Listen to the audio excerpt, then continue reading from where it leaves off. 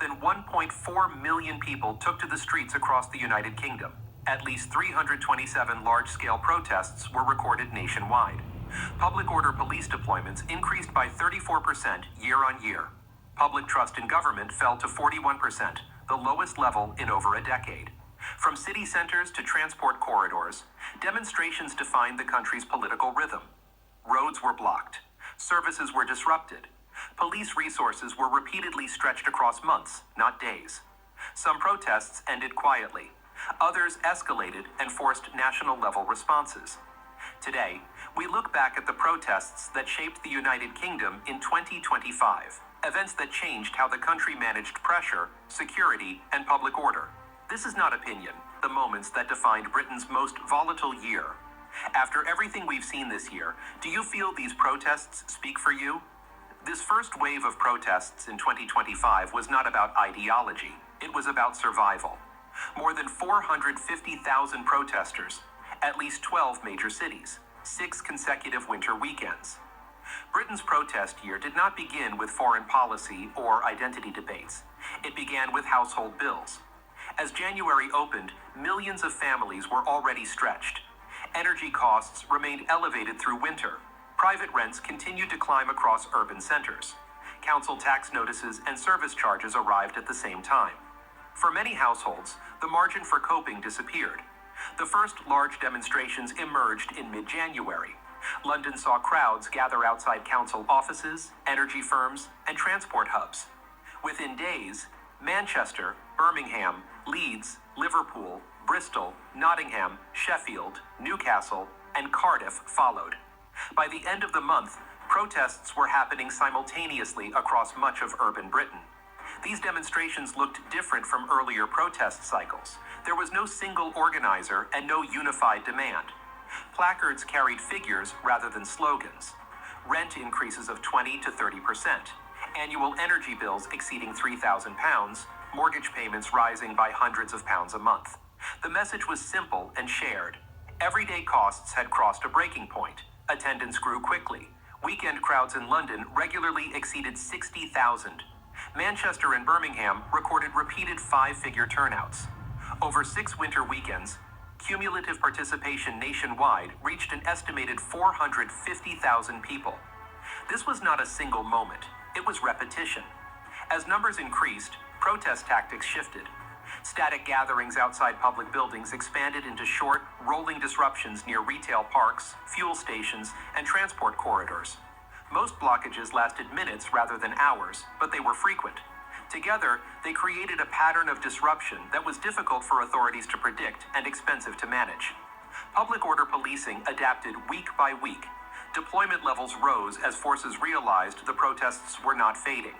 Officers were reassigned from neighborhood duties to crowd management. Overtime costs increased sharply. In several regions, mutual aid arrangements were activated to move officers between forces. Policing became an exercise in endurance rather than crisis response. Violence was not the defining feature of this phase. There were arrests and isolated confrontations, but the dominant characteristic was persistence. The crowds returned each weekend regardless of weather or official statements. There was no single flashpoint to resolve and no clear endpoint to negotiate. The effects extended beyond protest sites. Bus routes were diverted. Retail centers shortened opening hours. Ambulance services reported temporary slowdowns in congested areas. Local councils activated contingency plans usually reserved for extreme weather. Systems did not collapse, but they absorbed repeated strain. Politically, the protests forced urgency without closure. Statements acknowledged hardship. Consultations were announced. Temporary relief measures were discussed. None of this stopped turnout. For many participants, protest was not about winning concessions. It was about being seen when household finances no longer added up. By February, attendance began to thin as fatigue set in.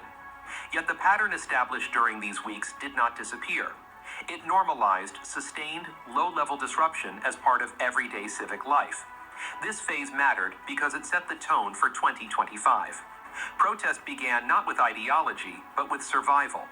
Private financial stress moved into public space, and once there, it stayed. These protests ended each weekend. The pressure did not. This phase of protest was driven by moral outrage. A foreign war became a domestic street issue. More than 600,000 participants nationwide. London as the focal point. Repeated mass marches. As winter's cost of living protests receded, Britain's streets did not return to normal. Instead, the focus shifted sharply outward. In early March, demonstrations linked to the Gaza-Israel conflict surged across the United Kingdom, rapidly becoming the largest and most sustained mass mobilizations of the year. What began as expressions of international solidarity evolved into a recurring domestic public order challenge. London quickly emerged as the epicenter. Weekend marches regularly drew crowds exceeding 80,000, with routes passing through central districts near government buildings, major transport hubs, and symbolic landmarks.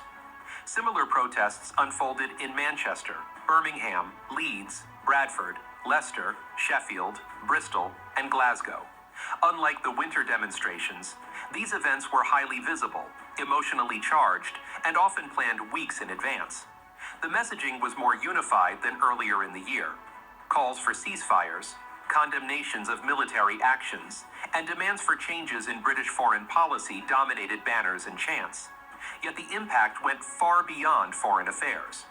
The scale and frequency of the protests forced police and local authorities to manage sustained disruption to city centers, transport networks, and weekend commerce. Public order policing entered a new phase. Each march required extensive advance planning, route negotiations, and large-scale deployments. Counter-protests increased the complexity. Arrest numbers rose steadily through March as restrictions on routes and assembly times were enforced more tightly.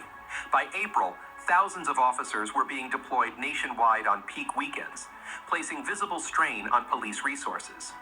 Tensions intensified as the protests intersected with questions of identity and community cohesion. In several cities, collective street prayers, sermons, and moments of mourning became part of the demonstrations. Public spaces were transformed into sites of grief, defiance, and political expression. This blurred the line between protest, religious expression, and public order management, prompting renewed debate over how shared urban spaces should be used. Public reaction was deeply divided. Supporters viewed the protests as a moral necessity and a legitimate response to international suffering. Critics argued they had become disruptive, intimidating, and increasingly difficult to police. Media coverage amplified confrontations and policing decisions, keeping the protests in the national spotlight week after week. Operationally, the strain was cumulative. Policing costs rose sharply. Officer fatigue became a concern as forces prepared for repeated mass gatherings with no clear endpoint. Unlike one-off demonstrations, these protests became predictable in timing but unavoidable in scale. Each march ended peacefully or with limited incidents, only for another to follow days later. Politically, the demonstrations generated pressure without resolution. Parliamentary debates intensified. Statements condemning violence abroad and reaffirming diplomatic positions multiplied. None of it significantly reduced turnout. Participation was sustained by emotion rather than policy outcomes. By late April, attendance began to plateau. Not because outrage faded, but because the protests had become routine. Large marches, heavy policing, weekend disruption, Monday normality. The cycle repeated. This phase mattered because it marked a shift in 2025. Protest was no longer rooted only in domestic survival. It expanded into questions of morality, identity, and Britain's place in the world, ensuring that public order and foreign conflict would remain tightly linked for the rest of the year. These protests demanded recognition, not compromise, and they refused to fade quietly. This phase of protest was designed to stop the country. Disruption became the message. More than 40 major road blockades, dozens of motorway corridors affected, millions disrupted indirectly. By early summer, protest tactics in Britain shifted decisively. Demonstrators no longer concentrated on city squares or symbolic landmarks. Instead, they moved toward infrastructure. Motorways, arterial roads, logistics hubs, and distribution corridors became the primary targets. The objective was not visibility alone. It was leverage. The first large-scale disruptions appeared in early June. Small groups positioned themselves at access points to major routes, briefly blocking traffic before dispersing.